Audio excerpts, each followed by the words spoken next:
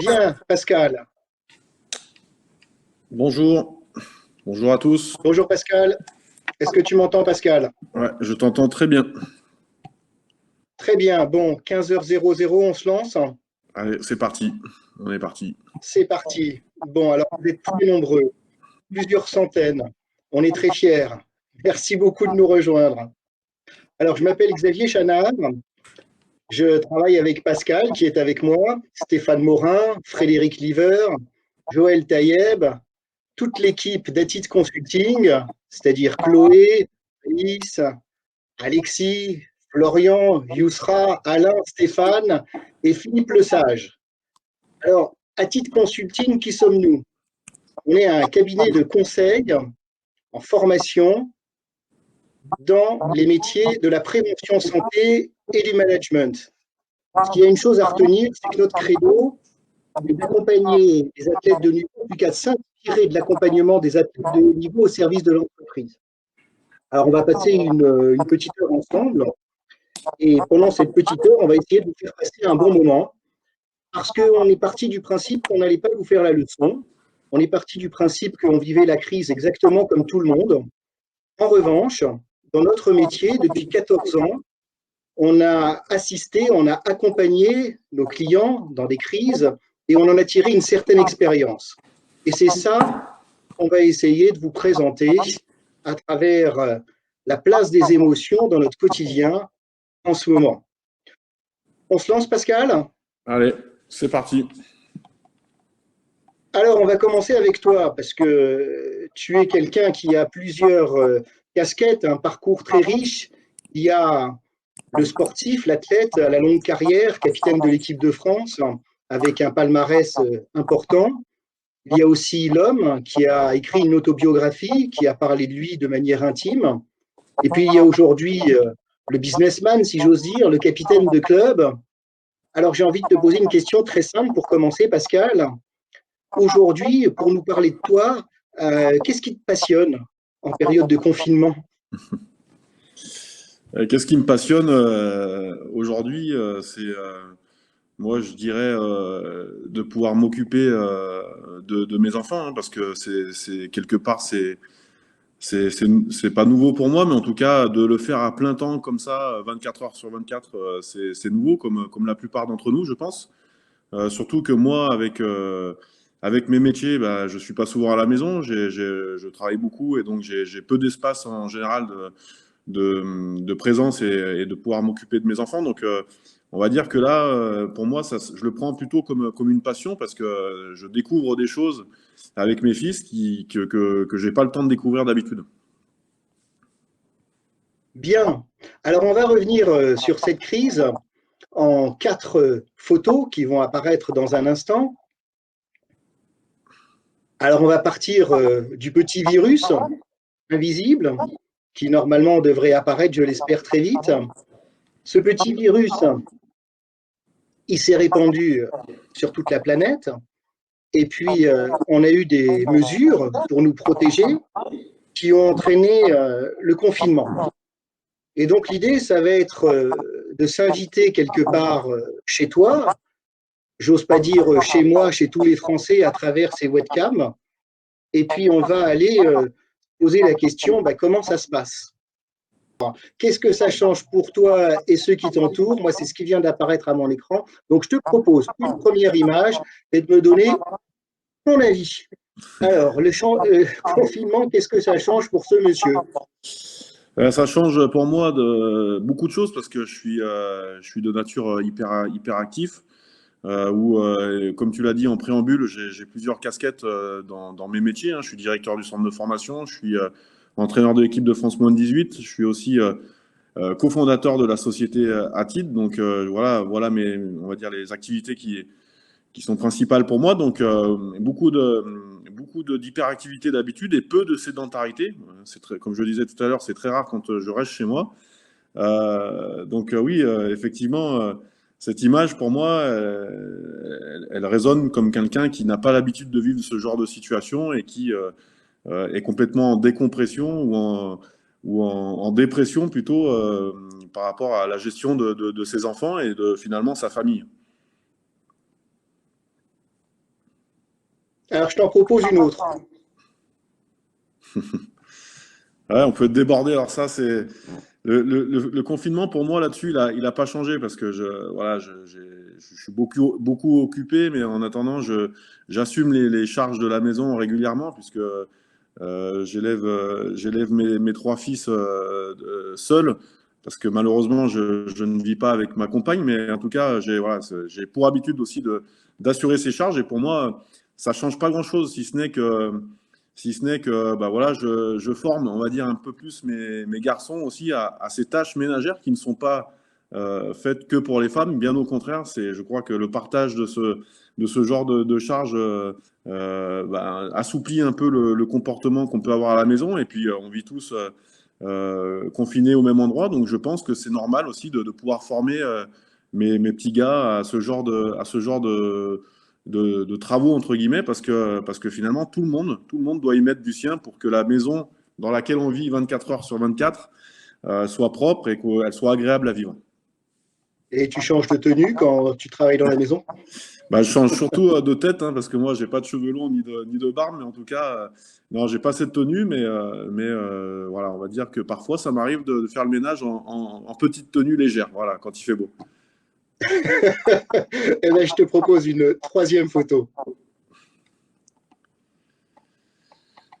Qu'est-ce que ça change? Ouais, voilà, c'est pour certains, je pense, pour moi aussi parfois, hein, comme je l'ai dit tout à l'heure, c'est pas quelque chose que j'ai l'habitude de faire à 100%. Donc effectivement, on pourrait se dire que ce confinement-là, finalement, ça va être une vraie étape de vie à passer. Et quelque part, moi, ça me donne aussi quelques questionnements, quelques raisonnements aussi par rapport à ma situation familiale. Donc oui, effectivement, on pourrait dire que ce confinement est un Everest à grimper, mais que je crois que tout le monde doit être capable de grimper. Et puis, comme on le dit, comme on commence à le dire et comme moi je le ressens, je pense qu'il y aura vraiment un avant-confinement et un après-confinement. Voilà, sur nos gestions que ce soit de nos emplois du temps, mais de nos émotions et puis du partage familial où on partage les choses, quoi. Et alors, je te présente une dernière photo.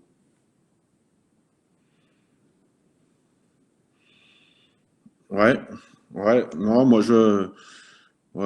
celle-là, elle ne m'inspire pas forcément, hein, parce que, encore une fois, je pense pas qu'on soit, à mon sens, robotisé. Je crois que chacun amène l'énergie et les émotions, et puis surtout la gestion un peu de son organisation chez lui. Après, on peut le faire avec beaucoup de valeurs, c'est-à-dire que moi, je le prends vraiment. J'ai la chance d'avoir trois petits.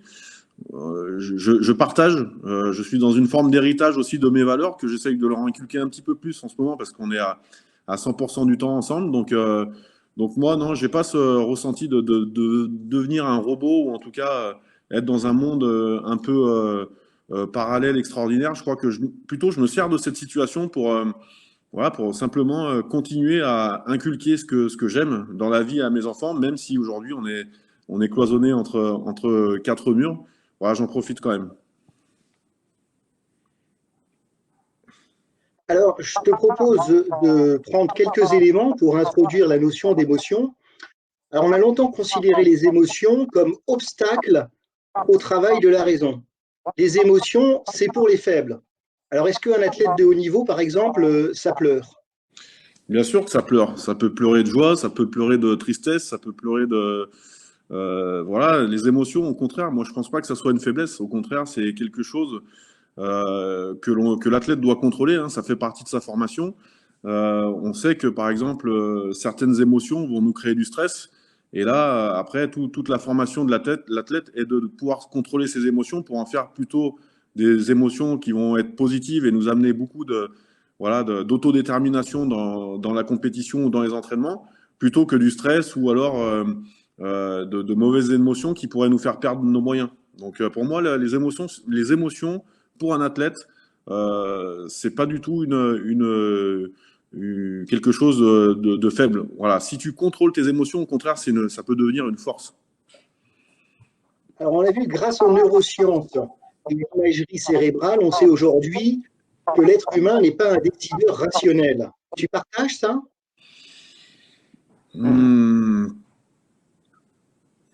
Moi, enfin, pour moi, non, parce que vraiment, je pense que vraiment, j'ai toujours été guidé, moi, par mon ressenti.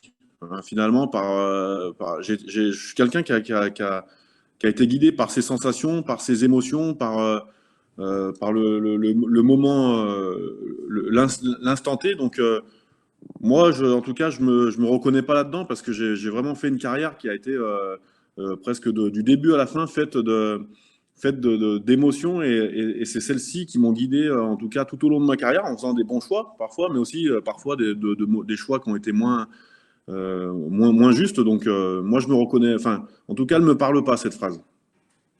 En tous les cas, je pense que tu seras d'accord avec l'émotion est un partenaire fondamental, un partenaire de ta carrière quelque part.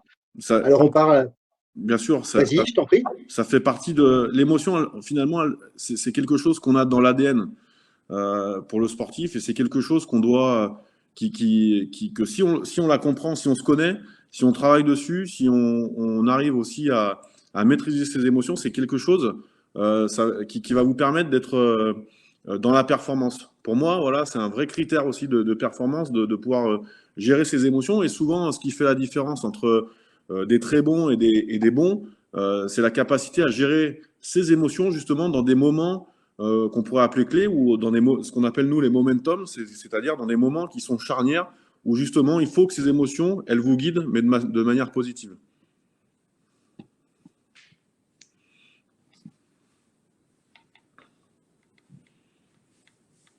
Alors, on voit ici les All Blacks, un grand moment de ton histoire professionnelle.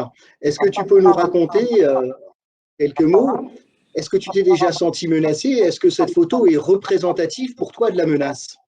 Alors, menace, encore une fois, dans le sport, c'est un mot un peu dur, hein, mais oui, en tout cas, je me suis déjà senti, en tout cas, en terrain défavorable, on va dire, en terrain hostile. Jamais menacé, parce qu'encore une fois, je me suis toujours permis de penser cette chose, c'est que c'est du sport. Hein, mon métier, c'était du sport. C'était ma passion, c'était quelque chose qui me rendait heureux. Donc, quand je rentrais sur un terrain, je rentrais jamais voilà, en me disant je vais être menacé, ça va être la guerre ou quoi que ce soit. Oui. Au contraire, j'ai toujours été vraiment animé par ce sentiment enfin, ces bonnes émotions de se dire que quelle chance on a de tous les matins se lever pour aller courir après un ballon. Voilà, donc cette photo, elle m'inspire parce que là, c'est une équipe contre laquelle j'ai joué 12 fois et que j'ai malheureusement gagné, enfin heureusement ou malheureusement gagné qu'une fois. Certains ne les ont jamais gagnés, donc je pourrais dire aussi heureusement. Mais en tout cas, voilà, jouer cette équipe qui est la meilleure du monde depuis l'histoire du rugby, ça te procure de vraies émotions. Voilà. Ça peut te procurer des émotions qui peuvent être sensationnelles et très émotives en termes pas de peur, mais en termes de motivation. C'est quelque chose de jouer cette équipe, ça te met la boule au ventre. Et quand tu sais contrôler justement cette boule au ventre, il y a deux écoles. C'est soit elle t'amène une super motivation, une autodétermination et te dire, voilà, aujourd'hui on est les challengers et on va battre la meilleure équipe du monde, ou alors te dire, oulala, on va en prendre 40, je vais me faire mal, ils sont plus costauds que moi, etc. Et là, on rentre dans des émotions qui sont négatives, qui vont t'amener du stress, qui vont t'amener une pression qui sera pas bonne. Et au final, en termes de performance, tu vas rendre une copie qui va être très mauvaise. Donc voilà, toujours, quand tu joues, le français, il est comme ça en plus. Nous, on a l'habitude, quand on joue les grosses équipes, c'est vrai que on dit que notre motivation, elle est décuplée aussi parce que voilà, quelque part, on a ce petit sentiment de peur, mais de peur voilà, qui nous anime de manière positive. Voilà, l'émotion de la peur, il faut savoir le dire, pour moi, en tout cas, elle m'a fait avancer. C'était de la peur contrôlée, mais c'était cette petite boule au ventre où je me disais, si là, tu te prépares pas bien pour ce match, bah, ça peut virer vraiment à un match cauchemardesque. Alors tu parles de tension. Là, on a une autre photo où on te voit bien sur la gauche avec position physique particulière avec ton équipe. Est-ce que tu peux nous dire si derrière ça, il y a de la gestion de la tension? Ouais, non, il y a de la gestion de la tension forcément, mais il y a de la gestion aussi de l'émotion. Il y a beaucoup de respect, hein. Il y a beaucoup de respect parce que recevoir le haka de la part des Blacks, c'est aussi un signe fort de respect de leur part. Par contre, là, on est à 5 minutes de coup d'envoi, donc il y a des émotions, il y a quelque part du stress, mais encore une fois, que l'on contrôle. Et le fait finalement d'être connecté, entre parenthèses, on fait circuler, pour nous, sportifs, et notamment rugbyman, on fait circuler en général les bonnes émotions. C'est-à-dire que au rugby, ben, seul on n'est rien. Voilà, en équipe, on apparaît comme quelque chose de fort. Donc là, l'idée, c'était vraiment de pouvoir être connecté de manière à faire circuler ces bonnes émotions et cette motivation supplémentaire qu'on avait en tant qu'équipe, de pouvoir gravir cet objectif qui était de battre les Blacks. Malheureusement, on les a pas battus parce qu'ils étaient vraiment plus forts que nous, mais en tout cas, chacun, parce que en tout cas, je me rappelle très bien du match, on a tous voilà, fait un match comme on a pu le faire, mais avec finalement des bonnes émotions. Et puis surtout, il n'y a pas de garçon qui est passé à travers parce que, encore une fois, les émotions avaient été mal gérées.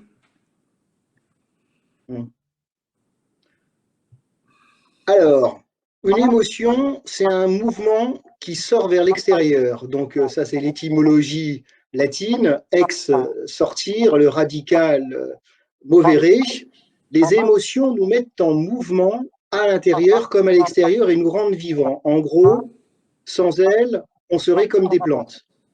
Donc, il n'y a pas de mauvaises et de bonnes émotions. Alors, tout à l'heure, tu as parlé de mauvaises émotions, mais tu as dit derrière, ce qui a conduit ma carrière, c'est mon ressenti. Et donc, on va parler de ressenti positif ou négatif. Alors, pourquoi est-ce qu'il faut parler des émotions quand on est en période de confinement? Donc, on parle des émotions seulement quand elles posent problème. En général, quand ça se passe bien, ça se passe bien. On ne se questionne pas, on n'est pas préoccupé, et c'est pour ça qu'on oublie les émotions. Mais en fait, derrière, c'est qu'elles jouent bien leur rôle. Alors ensuite, on dit que généralement, on n'arrive pas, parce que nous disposons d'une grammaire émotionnelle, à parler des émotions, parce qu'on manque de vocabulaire. On n'arrive pas à mettre en mots ce qui nous arrive, et c'est pour ça qu'on dit que les émotions nous bloquent.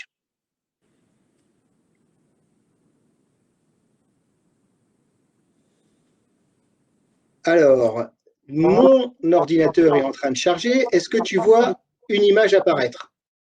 Ouais, bien sûr, on voit apparaître à l'image les six trombinoscopes des émotions.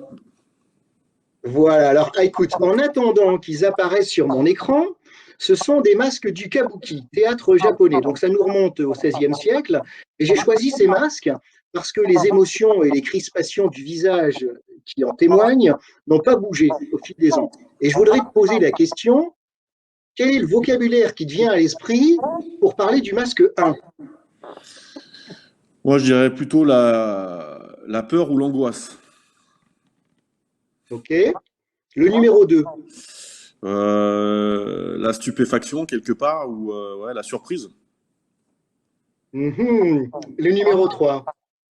Le numéro 3, alors moi, ça me rappelle un copain qui s'appelle Bakis Bota, qui faisait beaucoup de sourires comme ça avant les matchs pour t'intimider, mais je dirais plutôt ouais, en tout cas la joie là, sur celle-là, la joie, mais mesurer une joie plutôt contrôlée, quelque part, ou en tout cas une joie, on veut montrer une joie qui n'est pas forcément maîtrisée, voilà. C'est ce que je voulais dire. Oui. La numéro 4? Numéro 4, je pourrais dire voilà, un moment une inspiration un moment pour la motivation. Ouais. Ok. La numéro 5? La numéro 5, je dirais une concentration un peu fermée, un peu extrême, un peu trop fermée quelque part. Et la numéro 6? Ah bah la numéro 6, c'est quand tu as pris 60 points contre les All Blacks. Voilà. Alors, on va comparer cette image avec des vraies photos. On vient de voir, en fait, selon les émotions, la tristesse, surprise, joie, dégoût, colère et peur. Et en fait, Paul Ekman, c'est la personne à qui on reconnaît les travaux, en tout cas, les premiers éléments sur les émotions, hein, c'est dans la continuité de Claude Lévi-Strauss, et il a défini des pôles émotionnels, c'est-à-dire des émotions fondamentales que nous avons tous. Alors, on va regarder les photos d'à côté et on va essayer de les retrouver. Alors, la numéro 1 sur le tableau 2 correspond à quelle émotion? La numéro 1, je dirais, clac, clac, clac, la 5, la 5. La colère, absolument. La numéro 2, La numéro 2, je dirais la numéro 2. Voilà. Ou, ouais, peut-être, attention, ouais, la numéro 2. 2-2. c'est peut-être parce que c'est une émotion que tu connais pas très bien. C'est la peur. La numéro 3, La numéro 3, numéro 3, je dirais la 5. Voilà. la numéro 3, la colère. Eh bien, c'est le dégoût. D'accord. Et alors, ce qui est intéressant, c'est de comparer les masques avec les photos. Et tu verras que les crispations musculaires sont à peu près les mêmes. Si par exemple, tu regardes le masque numéro 4 et la photo numéro 3, tu retrouveras peut-être quelques éléments de tension musculaire similaires. D'accord. La photo numéro 4, La numéro 4, bah, comme tu l'as dit, la numéro 3, non? C'est ça? Donc non, la 4, pardon, la 4 à droite, ça sera certainement euh, ouais, la 6. la 6, la peur, c'est décidément une émotion que tu ne connais pas du tout. C'est la surprise. Alors la J'avoue. 5, je pense que ça va être facile quand même. Ouais, la 5 Voilà, c'est ça. sur la numéro 3. Voilà. Voilà la joie. Et puis la 6, on va terminer avec la tristesse. Exactement. Là, donc la 1. Alors pourquoi nommer les émotions? On considère que les émotions, c'est un radar pour nous orienter et identifier la direction à prendre. Elles constituent aussi un système de communication pour nous dire aux autres, pour parler de ce que l'on ressent, quand on a perdu pied, ça veut dire que je ne me reconnais plus dans mon comportement, mon attitude, j'y arrive plus, je me sens mal, bref, je suis complètement perdu. Alors que quand j'y arrive, quand je me sens bien, quand je suis sûr de moi, quand j'ai confiance en moi, eh bien, j'ai finalement pas besoin de parler des émotions. Néanmoins, quand je suis sur le terrain ou même en entreprise, on peut imaginer qu'en termes de communication, quand on a confiance en soi, on peut utiliser cette confiance pour renforcer les autres, Bien sûr. notamment au niveau de la cohésion d'équipe. Et dans la communication à distance, en période de confinement, c'est quelque chose de peut-être fondamental, non? Ouais. Alors ça, c'est une très bonne réflexion, puisque nous, par exemple, dans le rugby, notamment dans la formation, on apprend tout ce qui est le langage, justement, de nos émotions et de la communication qu'on peut en faire. Tu l'as très bien dit, hein, quand tu as confiance, quand tout marche bien sur le terrain, tu dégages quelque chose de naturel, ton équipe va vraiment donner vraiment un aspect de confiance.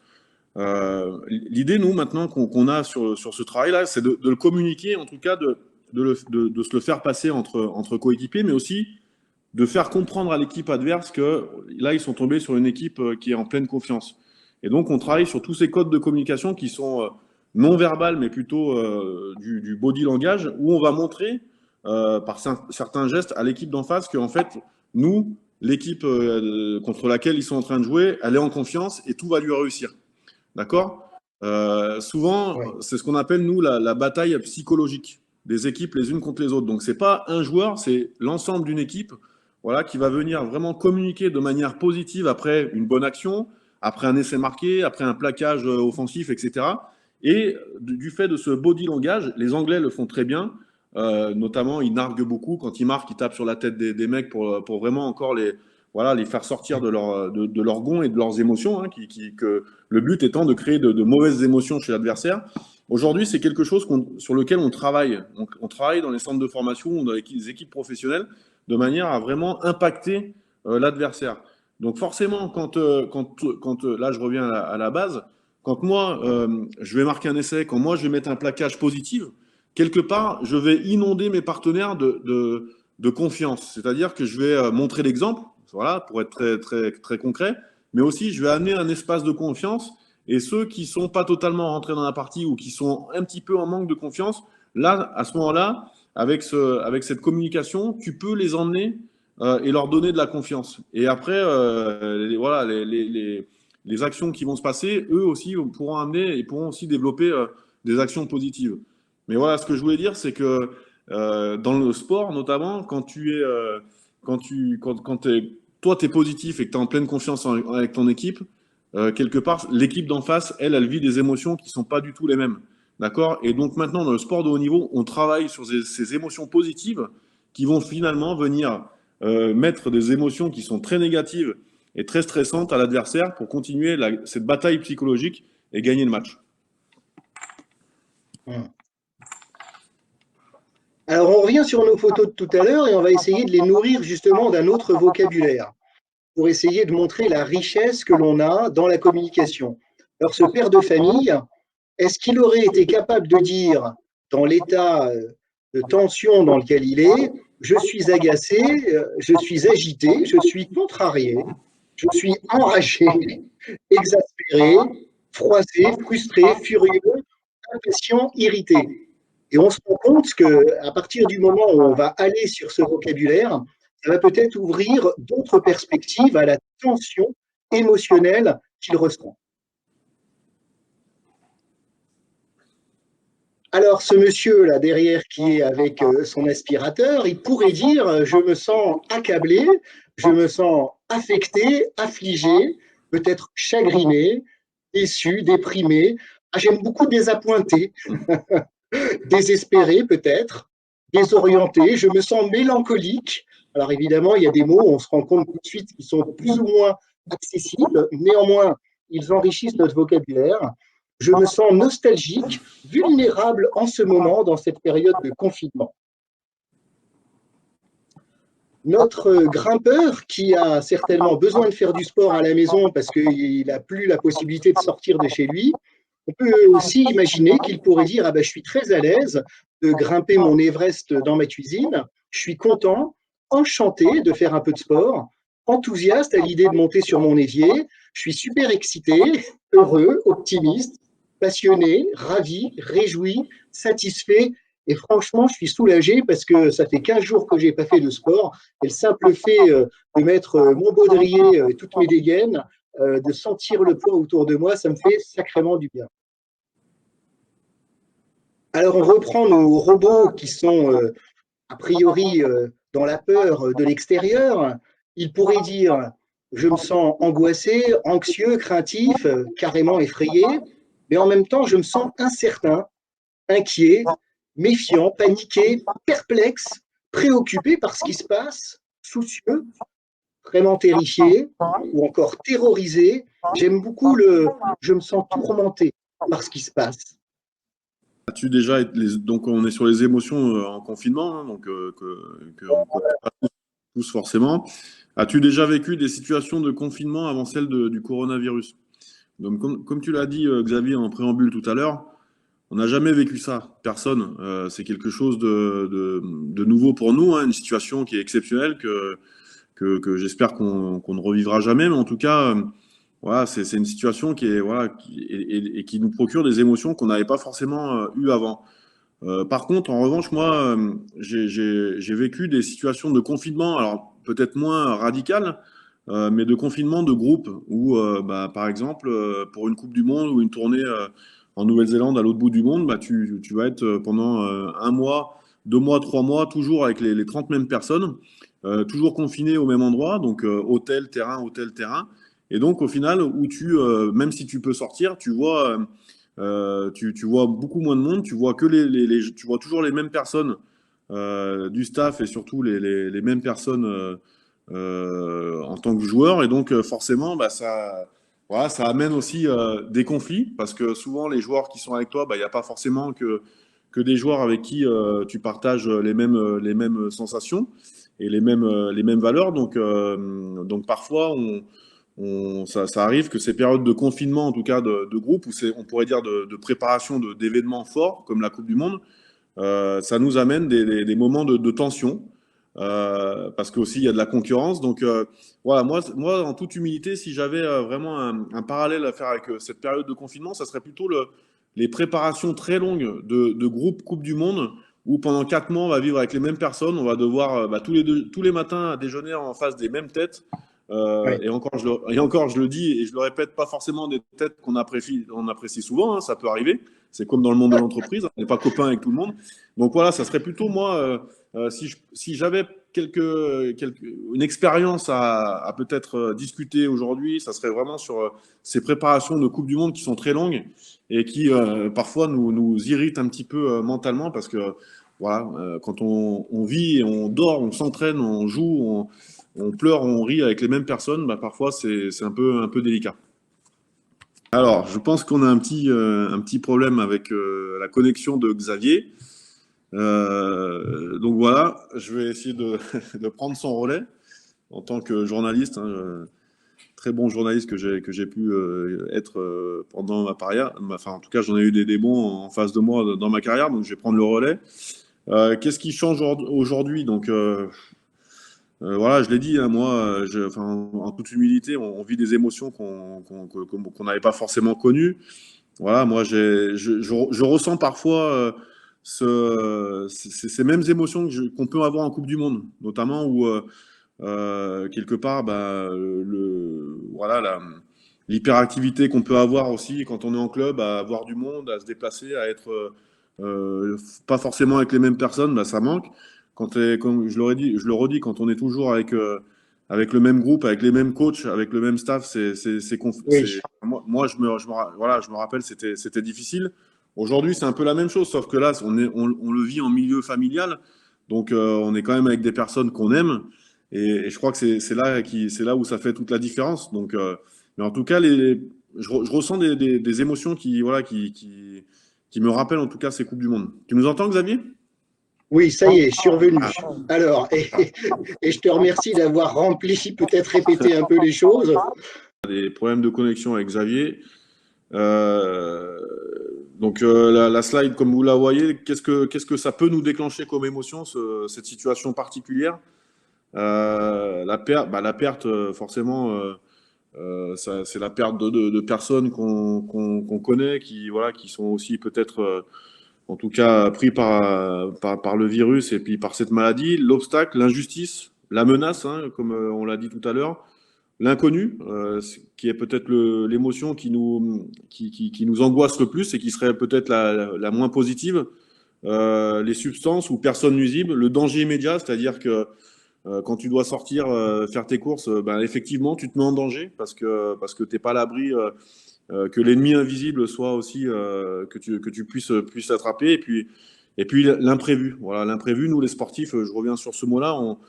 On le travaille, hein, d'habitude, on travaille tout ce qui est imprévisible dans un match, mais aujourd'hui, c'est une situation qui est tellement imprévisible et tellement peu connue et peu déjà vue qu'aujourd'hui, même les sportifs qui ont vécu de grands moments, là, aujourd'hui, on est complètement dans l'imprévu. Et c'est aussi une sensation qui nous, voilà, qui peut nous nuire un petit peu. Xavier, est-ce que tu es revenu?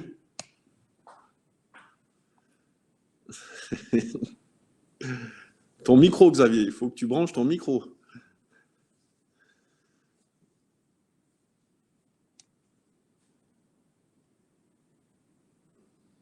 Alors, moi, je n'entends pas Xavier, je ne sais pas si on l'entend. On t'entend pas, Xavier, est-ce que chez Alors, est-ce Atib, que tu m'entends voilà, là? super, super, Voilà, super. ça y est, je suis revenu. Bon, Ouais, j'étais en train de dire que je trouvais ça très confortable que tu fasses la conférence en faisant le boulot de deux. ouais. Bon, je suis de retour. Alors voilà, là on a une diapositive qui s'interroge sur contrôle et perte de contrôle de nos émotions. Donc cette boule rouge, elle te représente, elle nous représente, c'est-à-dire quand on ne se pose pas de questions sur nos émotions, quand on est dans ce qu'on appelle le contrôle, eh bien nos pôles émotionnels, ici il n'y en a que 4 pour simplifier les choses, on peut dire que nos émotions nous aident à nous concentrer, à rentrer dans une dimension de plaisir, de satisfaction, de joie. Elles nous donnent de l'énergie et elles nous permettent une forte sensibilité au monde. Alors ça, c'est quand je suis dans le contrôle. Et tu peux remarquer qu'il y a des pointillés autour de ce cercle et tout le blanc qu'il y a autour, ça représente la zone de pétage de plomb, de briser un câble, d'être barré de la tête. On connaît tous ces expressions et on va voir ce qui se passe quand dans chacune de ces émotions, eh bien, on sort de ses gonds, c'est la goutte d'eau qu'il faut déborder le vase. Alors, quand on pète les plombs dans la joie, on devient euphorique. Quand on devient euphorique, eh bien, il y a le non-contrôle de la parole. Par exemple, les ados, peut-être les enfants, utilisent le mot arrête de faire ton mytho. Ça, c'est un mot qui est devenu très à la mode et qu'on retrouve beaucoup justement dans la dimension de débordement de la joie, quand je deviens euphorique, hystérique, diraient les psychanalystes, et je commence à raconter tout et n'importe quoi parce que j'ai pas envie de perdre la face, j'ai envie de montrer que j'assume quand je parle, et je rentre malgré tout dans un comportement de débordement émotionnel. Et alors là, j'ai la pression. Alors, je ne m'en rends peut-être pas très compte, mais je vais être capable de débordement et d'aller encore plus loin, notamment dans le débordement de la colère. Et alors, quand je pète les plombs dans cette colère, quand je ne me maîtrise plus, je vais cette fois-ci rentrer dans un comportement agressif. Je vais attaquer. Et là, ce qui se passe comme conséquence, c'est que je ne contrôle plus mon corps. Alors, la problématique de ces débordements qu'on est en train de voir, c'est qu'en situation de confinement, eh bien, on est un peu poussé vers ces extrêmes. Et que chacun, avec notre histoire personnelle,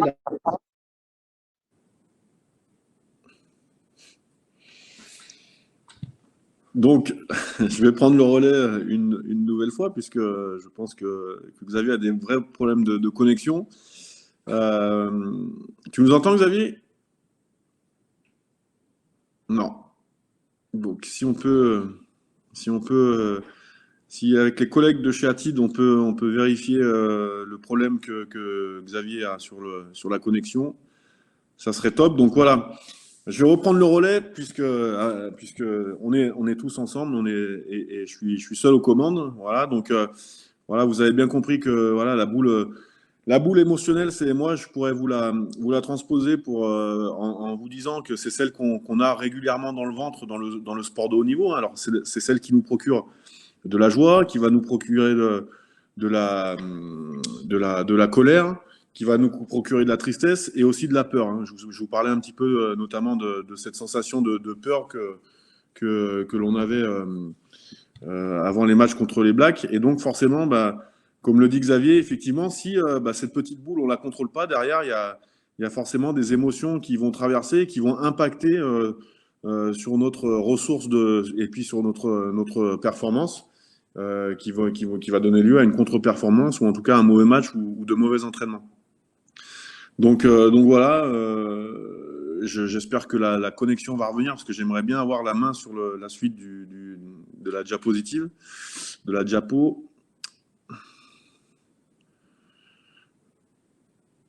Voilà, les exemples de ces émotions. Donc je vais vous suivre par rapport au chat que j'ai ici. Les exemples de ces émotions, par exemple, quand on a la joie et le plaisir qu'on ne contrôle pas, finalement, ça peut revenir par exemple, je l'ai déjà eu moi à faire, un capitaine. On vient de marquer un essai, on est tous dans une joie qui est démesurée. Derrière, le capitaine, il remet pas forcément la température. Ah.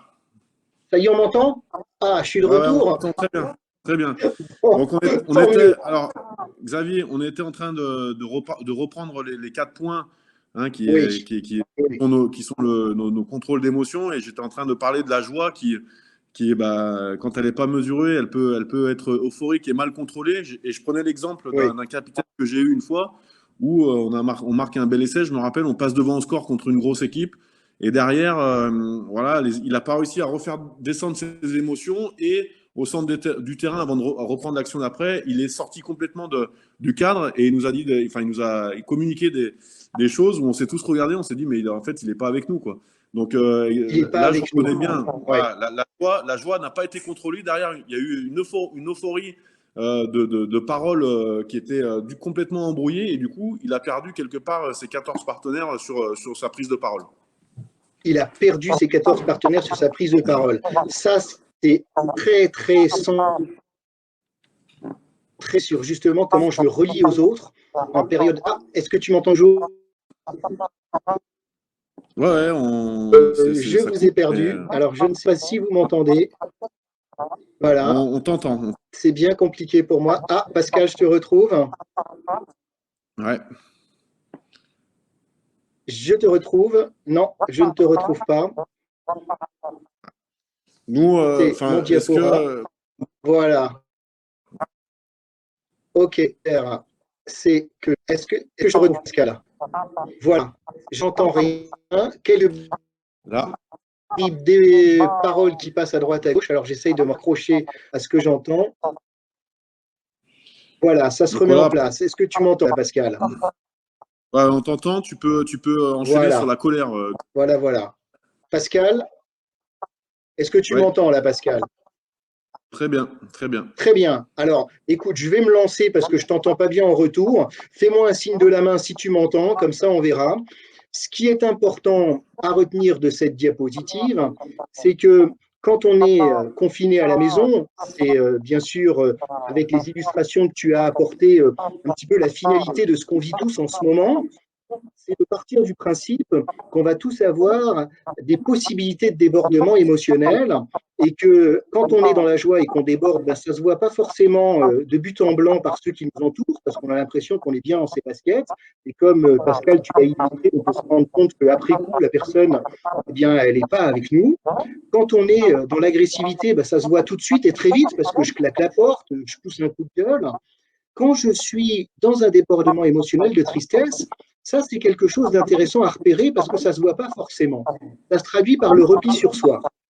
Bon. Il y a le mot dépression qui est un mot très fort parce que le mot dépression, c'est une psychopathologie. Ça se traduit par ce qu'on appelle un comportement aboulique, une absence de volonté. Et là, ça se voit tout de suite parce qu'on ne sort plus de son lit, on ne se nourrit plus, on ne bouge pas. En revanche, à la frontière du pétage de plomb, là, sur nos petits points pointillés, eh bien, il y a ce qu'on appelle la déprime. Et un coup de déprime, il ne faut pas en avoir peur, ça fait beaucoup de bien à la santé. C'est comme un grand coup de gueule. C'est-à-dire que, évidemment, quand on déprime, on est en train de tomber au fond du gouffre, donc ce n'est pas du tout agréable. En revanche, quand on a touché le fond, eh ben, on rebondit. C'est un peu comme reprendre sa respiration, et puis après, on revient à l'intérieur du cercle rouge. Et la troisième émotion débordante, c'est cette notion de peur qui va se traduire par un comportement d'évitement, de fuite, parce qu'on est terrorisé. Par exemple, on peut fuir l'extérieur en période de confinement. C'est-à-dire qu'on peut en arriver à un point où on est terrorisé par sortir de chez soi, on peut être paralysé chez soi, parce qu'on a l'impression que le monde de l'extérieur est devenu tellement terrible qu'on ne le mesure plus objectivement. On est dans le débordement émotionnel.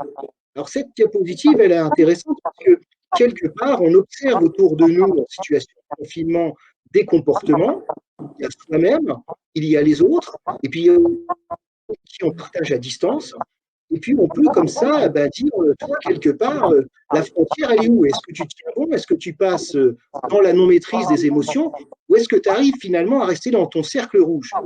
Et comme vous le voyez au milieu de ce cercle rouge, il y a un grand mot en vert qui est écrit, c'est le mot calme. Parce qu'évidemment, le mot calme, c'est un moment où nos émotions sont peu actives. Comme ces émotions, c'est une charge électrique, quelque part, on dépense moins d'énergie avec ces émotions, on en a plus pour travailler sur d'autres terrains.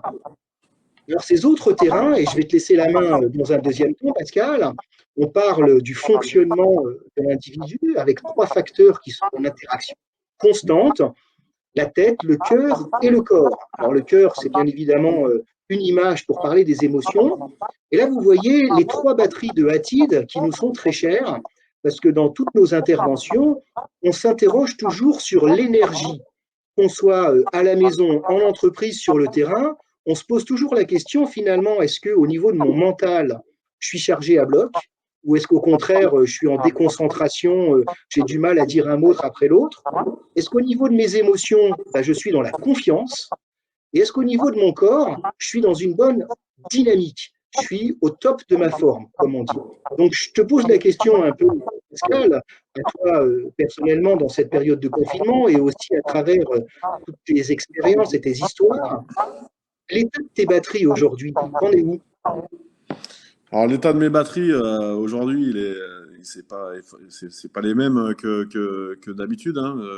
Juste pour rebondir sur ces trois batteries qui sont hyper importantes dans le sport de haut niveau, c'est-à-dire que si on enlève une batterie là, et c'est pareil dans le monde de l'entreprise, il y a rien qui fonctionne. On peut pas, voilà, si on enlève la batterie du corps et notamment de son hygiène corporelle, de sa bonne santé, de son bien-être, quelque part, les deux autres vont prendre le relais, mais vont être beaucoup moins efficaces et on va être amené vers en tout cas une déconnexion et un travail qui sera moins, en tout cas moins propre que si nos trois batteries sont en pleine charge, on va dire. Moi, mes batteries en ce moment, elles sont en termes de corps, forcément, elles sont à 30%, puisque, comme je te disais et comme je vous disais à tous, je suis quelqu'un d'hyperactif. Et là, quelque part, bah, je suis devenu aussi, comme tout le monde, beaucoup plus sédentaire, même si, encore une fois, heureusement, je peux me permettre de faire quelques conditioning chez moi ou sur ma terrasse pour voilà, remonter cette batterie de mon corps et de mon bien-être, hein, parce que c'est quelque chose normalement m'anime à 100% du temps. Et c'est là où je développe aussi beaucoup d'énergie, où je dépense beaucoup d'énergie, forcément, ce qui va aussi, quelque part derrière, m'aérer aussi l'esprit. Donc mon esprit, le fait que je fasse moins de sport aujourd'hui, que je sois moins actif dans mes activités, bah forcément, ma tête, elle est un petit peu moins performante. Alors, je n'irai pas jusqu'à dire que je suis dans une émotion, dans des émotions de dépression, mais en tout cas, je suis dans des émotions qui sont, on va dire, un peu moins positives que d'habitude, parce que comme tout le monde, bah, j'en ai marre, j'ai envie qu'on reprenne nos activités. Et après, bah, il y a le cœur, et donc c'est nos émotions. Et donc finalement, tout ça, bah, ça te donne un équilibre. Aujourd'hui, mon Oui, équilibre, comme tout le monde, il est pas bon. Il est pas bon, mais il est pas non plus encore, c'est pas encore négatif parce que quelque part, après l'idée, c'est de se dire, voilà, aujourd'hui, mes batteries, elles sont à peut-être 50%, hein, comme l'économie. Peut-être qu'aujourd'hui, on est à 50% de ce qu'on peut faire d'habitude. Par contre, moi, ce que je recherche, c'est quel bénéfice finalement je peux retirer de cette situation. Donc, j'en ai parlé tout à l'heure. C'est voilà, c'est quelque part donner un héritage à mes enfants, m'en occuper beaucoup plus que d'habitude. Aujourd'hui, je m'aperçois aussi qu'en télétravail avec mon staff de la formation, eh ben, on est aussi beaucoup plus efficace parce que quelque part, on perd moins de temps à être parfois impacté par des gens qui rentrent nous déranger pour travailler. Donc là-dessus, on est. Et après, il y a voilà, c'est se dire que cette situation, elle est exceptionnelle, elle va nous servir, quelque part, elle va nous amener une expérience. Et comme je disais tout à l'heure, il y aura un avant, un après. C'est-à-dire que on va plus fonctionner forcément de la même manière. Et puis, je crois que on va tous aussi, quelque part, en termes d'émotion, relativiser après ce qui nous arrivera plus tard. C'est-à-dire que moi, et je pense que pour un manager d'entreprise, c'est la même chose. Je pense qu'il faut aussi relativiser. Avec ce qu'on vit aujourd'hui, on vit un moment grave, je pense, dans l'histoire. Derrière, quand on va reprendre le boulot, on va reprendre nos contraintes, nos stress, nos émotions, je crois qu'il faudra toujours penser à ça en se disant, voilà, quelque part, on a vécu quelque chose de plus difficile. Aujourd'hui, l'idée, ça va être de positiver. Voilà, on positive. oui. Amener des émotions positives. Oui, alors on va se poser la question sans aller aussi loin tout de suite, maintenant. Qu'est-ce que je peux faire si jamais ça dysfonctionne dans ce système tête-corps-cœur? Alors, on va imaginer que c'est la tête qui dysfonctionne. On va le voir par des manifestations comportementales immédiates. J'arrive pas à me concentrer, j'arrive pas à focaliser mon attention, à faire quelque chose dans la durée. Alors, on peut partir du principe que si ça dysfonctionne au niveau de la tête, là, on va aller sur nos deux autres ressources, notre corps. Alors, le corps, c'est faire de l'activité physique. Si jamais je n'arrive plus à me concentrer immédiatement, mais l'activité physique, c'est une chose. On ne peut pas forcément faire tout ce que l'on voudrait à cause de l'espace du confinement et de la taille de notre appartement, si je veux dire. Donc, c'est aussi un travail sur la nutrition, sur le sommeil, sur aussi les troubles musculo-squelettiques, parce que ceux qui travaillent assis toute la journée et qui n'en ont pas l'habitude, eh bien, il y a des choses à faire. Donc ça, c'est la première possibilité pour calmer sa tête qui ne dysfonctionne plus. Et on peut aller sur le terrain des émotions et nommer ce ressenti, ce qui nous arrive tout de suite. Parce que ça va nous permettre de nommer les choses, de prendre un certain recul et de pouvoir construire un rebond avec un raisonnement qui va nous permettre de développer une autre pratique, bref, de retourner dans un moment de calme. On va partir sur un autre exemple. Cette fois-ci, c'est mon corps. J'ai des crampes, je suis épuisé, j'ai mal au dos, j'ai pas fait assez de sport, je suis pas bien dans mon corps. Eh bien, plutôt que de me morfondre dans ma chaise dans la même position, là aussi, je vais changer de comportement. Si je vais vers la ressource, vers le facteur tête, mon mental, eh bien, je vais essayer d'occuper mon esprit sur un autre sujet qui va m'apporter satisfaction et confort, en essayant bien évidemment de mettre mon corps dans la position de non-stress le plus possible. Là aussi, si je veux aller vers mes émotions, je vais nommer par une émotion un ressenti corporel. Parce qu'on est assez habitué finalement à dire j'ai une crampe ici, j'ai une tension musculaire là, une tendinite. On a même un vocabulaire qui est assez riche. En revanche, réussir à dire mon corps me met dans un état d'irritabilité où le fait de pouvoir aller faire mon footing me rend complètement dépressif et j'ai pas envie de sortir de ma chambre, ça c'est des choses qu'on a moins l'habitude de dire. Je prends ensuite un dernier exemple. Cette fois-ci, je disjoncte complètement, c'est-à-dire que je n'ai aucune objectivité, je ne sais pas si c'est un problème de concentration, je ne sais pas si c'est un problème de corps, c'est un problème généraliste, j'y arrive plus, je ne me reconnais plus. Eh bien, à ce moment-là, l'invitation, c'est de tout de suite laisser tomber toute cette tempête qu'il y a dans notre tête, et puis de se dire, et si je me mettais en mouvement? Alors l'idéal, évidemment, ce serait de faire un exercice physique, du sport, et c'est se mettre en mouvement, marcher, aller chercher le pain, sortir, essayer de se mettre dans une autre position sur sa chaise, si on ne peut pas faire tout cela. Un mouvement de relaxation. Et puis, si jamais je veux aller sur ma tête, c'est je change immédiatement de sujet. Par exemple, je vais te dire une petite anecdote. Avec mes enfants, ils sont d'ailleurs, j'ose pas dire, morts de rire. Quand ils me voient bloqué sur un sujet professionnel, je sors de ma chambre et je vais faire la vaisselle. Et ça, c'est une manière pour moi de décompresser. Voilà. Alors, je vais sur une autre diapositive. Cette fois-ci, c'est un outil qu'on utilise dans notre travail, que je vais laisser à l'écran pour terminer notre échange, qui est faire face à la peur. Donc, c'est évidemment une émotion très forte en situation de confinement que l'on ressent tous à des degrés plus ou moins importants. Alors, cet outil, il a un objectif, c'est s'entraîner à gérer les situations de peur. Donc, le schéma raconte la chose suivante. Il va d'abord y avoir un déclenchement. Bien évidemment, en amont, c'est la crise Covid. Et ce déclenchement, ça peut être quelque chose que j'entends à la télévision ou que je vois autour de moi, ou alors le comportement d'un de mes proches. Ça peut être complètement dans mon imaginaire, simplement en réfléchissant, ou ça peut être très réel.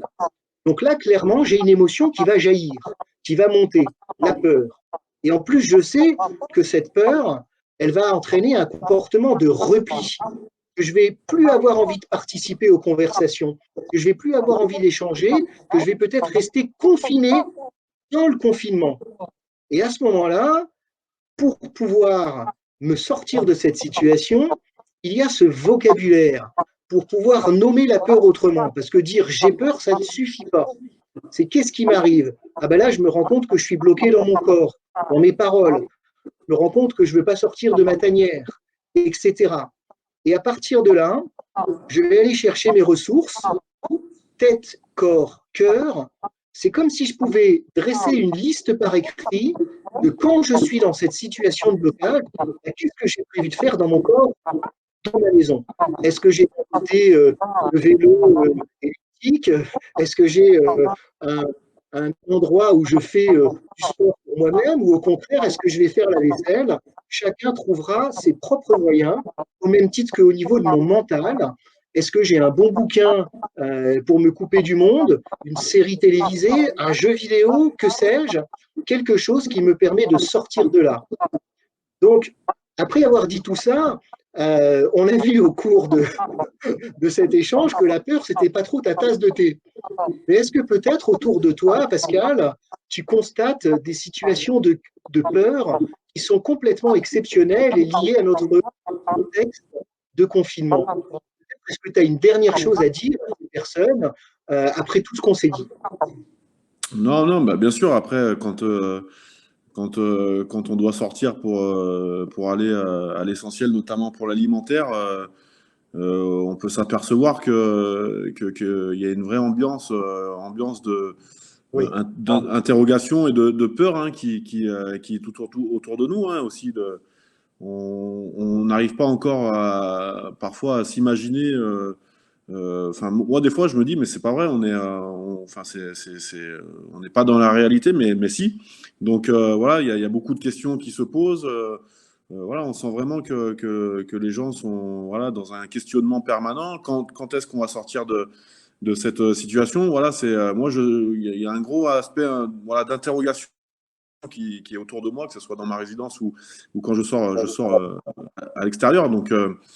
Donc oui, effectivement, c'est même si encore une fois, pour moi, ça serait pas vraiment de la peur, hein, parce que encore une fois, voilà, je pense que comme on peut le voir en Chine, la situation est en train j'espère, de devenir positive au bout d'un moment. On va réussir à combattre et à battre cette situation et ce virus, mais voilà, ça amène des émotions. Voilà, quoi qu'on en dise, ça amène des émotions nouvelles et parfois elles sont pas très bonnes. C'est normal parce que c'est la première fois. Voilà, après l'idée c'est et tu l'as très bien dit, comment je peux effacer ces émotions assez vite. Voilà, pour pas que ça me bouffe, pour pas que bah, ça influe finalement sur mes batteries et puis que je pète un plomb au bout quoi avec ma famille.